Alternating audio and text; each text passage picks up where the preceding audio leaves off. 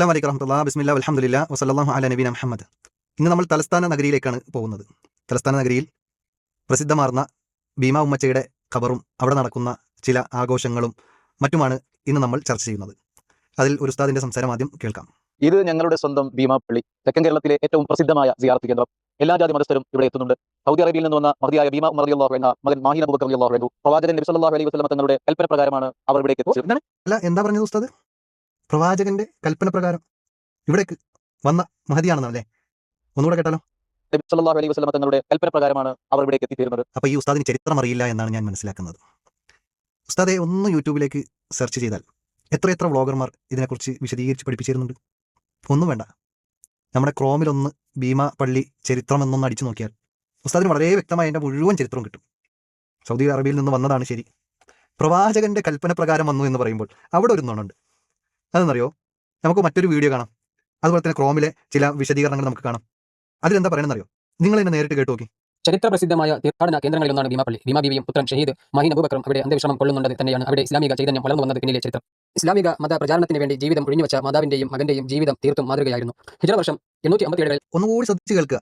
പ്രവാചകൻ ഹിജറ ചെയ്ത വർഷം മുതൽ 10 വർഷമാണ് പ്രവാചകൻ ജീവിച്ചിരുന്നത്. ഭീമാ ഉമ്മച്ച ഇവിടെ കേരളത്തിൽ വന്നത് എപ്പോഴാണ്, ജീവിച്ചിരുന്നത് എപ്പോഴാണ്? അതൊന്ന് വർഷം ഒന്ന് കേട്ടു കേട്ടോ. ഹിജറ വർഷം 857 പ്രവാചക തിരുമേനിയുടെ ഗോത്രമായ ഖുറൈശി ഗോത്രത്തിൽ അറേബ്യയിലാണ് മഹദി ഭീമാ ബീവിയുടെ ജനനം. അപ്പോൾ കേട്ടല്ലോ, ഹിജറ വർഷം 857 നിന്നാണ്. ഏകദേശം 850ഓളം വർഷം 850ഓളം വർഷം പ്രവാചകന്റെ കാലശേഷം കഴിഞ്ഞിട്ടാണ് ഭീമാ ഉമ്മച്ച കേരളത്തിലേക്ക് വരുന്നത്. അപ്പോൾ ഈ ഉസ്താദിന്റെ അവസ്ഥ ഞാൻ ആലോചിച്ചിട്ട് എനിക്ക് ഒരെത്തും പിടിയും കിട്ടുന്നില്ല.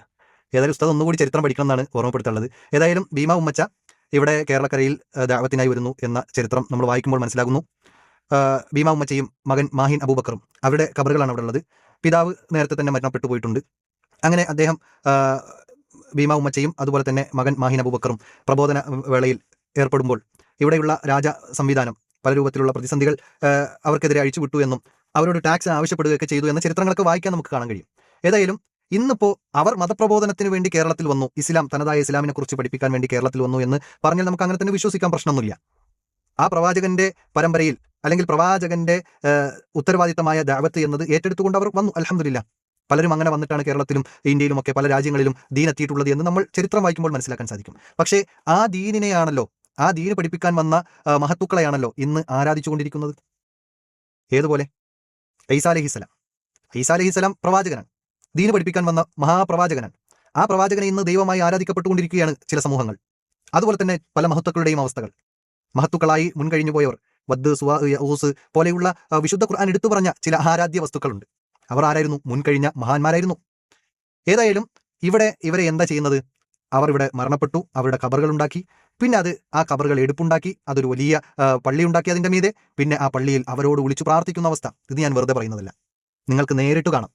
സാധാരണക്കാരല്ല, തലയിൽ കെട്ടുകെട്ടിയ ഉസ്താദുമാർ, മുസ്ലിയാക്കന്മാർ വിളിച്ചു പ്രാർത്ഥിക്കുന്ന രംഗം നമുക്ക് കാണാം. നിങ്ങൾ കണ്ടില്ലേ?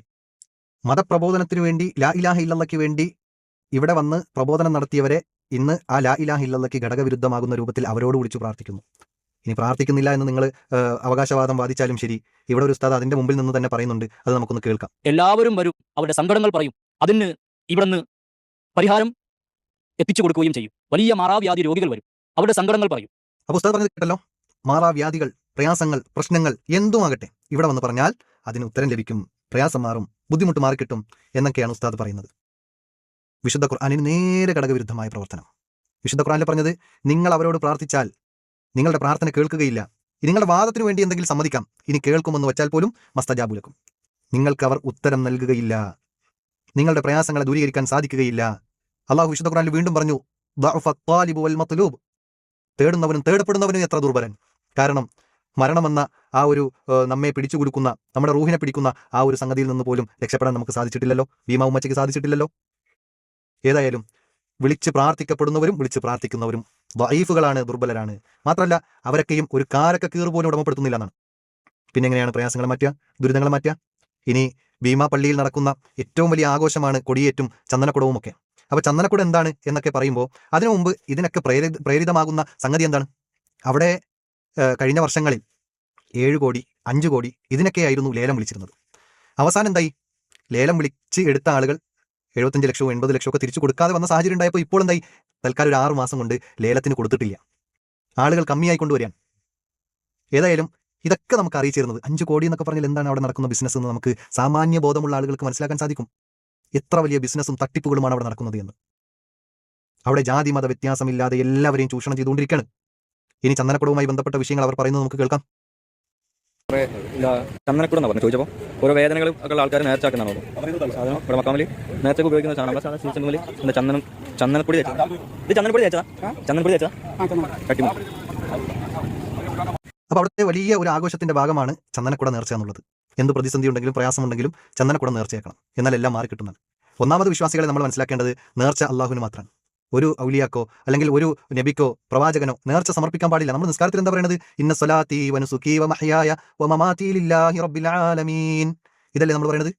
എന്റെ നിസ്കാരം, ജീവിതം, മരണം, നേർച്ച എല്ലാം റബ്ബിന് വേണ്ടിയിട്ടാണ്. എത്ര വലിയ കറാമത്തുകൾ ഉണ്ടായ ഒരു വ്യക്തിയാണെങ്കിലും ശരി, പ്രവാചകന് പോലും നേർച്ച സമർപ്പിക്കാൻ പാടില്ല എന്ന് പഠിപ്പിച്ച ഇസ്ലാമാണ് നമുക്കുള്ളത്. ആ ഇസ്ലാമിന്റെ വക്താക്കൾക്ക് എങ്ങനെ ഈ ഭീമാ ഉമ്മച്ചയ്ക്ക് ഈ ചന്ദനക്കുട നേർച്ച സമർപ്പിക്കാൻ കഴിയും? അതുകൊണ്ട് അത് ഇസ്ലാമിക വിരുദ്ധമാണ്. ഇനി അവിടെയുള്ള മറ്റൊരു ആഘോഷത്തിന്റെ ഭാഗമായി ചെയ്യുന്ന കാര്യങ്ങൾ അതിൽപ്പെട്ടതാണ് ആ കൊടിയേറ്റം എന്നുള്ളത്. അതിന് തന്നെ ചില ശൈലികളും രൂപങ്ങളും ഒക്കെ ഉണ്ട്. അത് കമ്മിറ്റിക്കാർ പറയുന്നത് നമുക്കൊന്ന് കേൾക്കാം. വന്ന് മക്ബറയിൽ വന്ന് സിയാറത്ത് ചെയ്യുകയാണ്, എന്തെങ്കിലുമൊക്കെ അവിടുത്തെ വെള്ളവും പട്ടിനും പൂവിനും ഒക്കെ പ്രധാനപ്പെട്ടതെന്ന് പറഞ്ഞുകൊണ്ടാണ് ആൾക്കാർ ഇങ്ങനെ വന്നു പോയിക്കൊണ്ടിരിക്കുന്നത്. ചന്ദനക്കുടം ഒരു നേർച്ചയാണ്. അവർ നേർന്നുകൊണ്ട് വരുന്ന ഭക്തജനങ്ങൾ നേർച്ചയായി കണക്കൊണ്ട് ഒരു ചന്ദനക്കുടം കൊണ്ട് വെച്ച്, ഇപ്പോൾ അങ്ങനെയല്ല, ഈ പള്ളി കറങ്ങി വരുന്നതാണ് ഒരു നേരത്തെ ഉള്ള ആചാരം. ഇപ്പോൾ അതല്ല, നിങ്ങൾ ആദ്യം മാറ്റിയെടുത്ത് ചന്ദനക്കുടം വെച്ചുകൊണ്ട് നേരെ മക്ബറയിലേക്ക് കൊണ്ട് കൊടുക്കുന്ന പതിവാണ് ഇപ്പോൾ ഉള്ളത്. 45 വർഷമായി ഈ മഹലിലെ ആൾക്കാർ ഗൾഫ് രാജ്യങ്ങൾ, ദുബായിൽ നിന്നാണ് 45 വർഷത്തിലേറെ കൊടി ഈ മിനാരങ്ങൾ, 2 മിനാരങ്ങളിൽ വരുന്ന കൊടി കയറുന്നത്. ഇവിടുത്തെ ആൾക്കാർ അവിടെ വസിക്കുന്നുണ്ട്. പ്രവാസികളായ ഒരു കൂട്ടായ്മയാണ് ഭീമാ പള്ളി മുസ്ലിം ജമാഅത്ത് പ്രവാസി കൂട്ടായ്മ എന്നാണ് അറിയപ്പെടുന്നത്. അവിടെ നിന്നാണ് 45 വർഷത്തിലേറെയുള്ള കൊടി ഇന്നും ആ 2 മിനാരിലും കയറിക്കൊണ്ടിരിക്കുന്നത്. 2 കൊടിയാണുള്ളത്, ഒന്ന് ഉമ്മായുടേതും ഒന്ന് മകൻ്റെതും. അപ്പോൾ 2 കൊടിയാണുള്ളത്, ഒന്ന് ഉമ്മാക്ക് 2 മകന്. ഓക്കെ, ഇനി അദ്ദേഹം പറയട്ടെ. അതായത് ഉമ്മയുടെ കൊടി, ഭീമാ ബീവിയുടെ കൊടി പിന്നെ പച്ച മുകളിലും ചുവപ്പ് താഴെയാണ് വരുന്നത്. മകൻ്റെത് അങ്ങനെയല്ല, ചുവപ്പ് മുകളിലും പച്ച താഴെയാണ് വരുന്നത്. അപ്പോൾ കൊടി കെട്ടുന്നതിൽ പോലും ചില തർത്തീബുകളുണ്ട്. അത് തർത്തീബുകൾ പാലിച്ചില്ലെങ്കിൽ വലിയ അപരാധമാണ്. ഉമ്മച്ച പേടിക്കും, അല്ലെങ്കിൽ മകൻ കോപിക്കും. ഏതായാലും അതൊക്കെ പാലിച്ചുകൊണ്ടാണ് അവർ, ശ്രദ്ധിച്ചുകൊണ്ടാണ് അവർ ചെയ്യുന്നത് എന്നുള്ളത് വളരെ പ്രശംസനീയമാണ്. ഏതായാലും അവിടെ ഒരു നാട്ടുകാരനോട് ഒരു ചോദ്യം ചോദിക്കുന്നുണ്ട്, എന്താണ് ഇവിടുത്തെ അവസ്ഥ, എന്താണ് ഇവിടെ ഇങ്ങനെ ആളുകൾ വരാനുള്ള കാരണം എന്നൊക്കെ പറയുമ്പോൾ അദ്ദേഹം പറയുന്ന ഒരു വാചകം നമുക്ക് കേൾക്കേണ്ടതുണ്ട്. അത് കേൾക്കാം. ഭക്തജനങ്ങൾ വരുന്നതിൻ്റെ അവരുടെ വിശ്വാസത്തിലുള്ള എല്ലാ കാര്യങ്ങളും ഇവിടെ നിന്ന് ക്ലിയറായി കൊടുക്കും.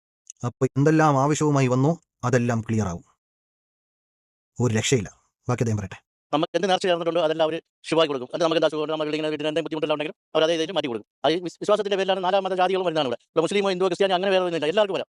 എന്താണ് നമുക്ക് എന്താണ് മനസ്സിലായിട്ടുള്ള സഹായിച്ച് നമുക്ക് ചെയ്യാം. അപ്പോൾ അവിടെ മുസ്ലിം ഹിന്ദു ക്രിസ്ത്യാനി ഒന്നുമില്ല, എല്ലാവരും ഇപ്പോൾ ആ ഭീമാ ഉമ്മച്ച എന്ന് പറഞ്ഞാൽ കിടത്തി വെച്ച വിഗ്രഹം. ഏതായാലും അല്ലാത്ത ആളുകളെ ആരാധിക്കുക എന്നത് ശിർക്ക് തന്നെയാണ്, അതിൽ യാതൊരു സംശയമില്ല.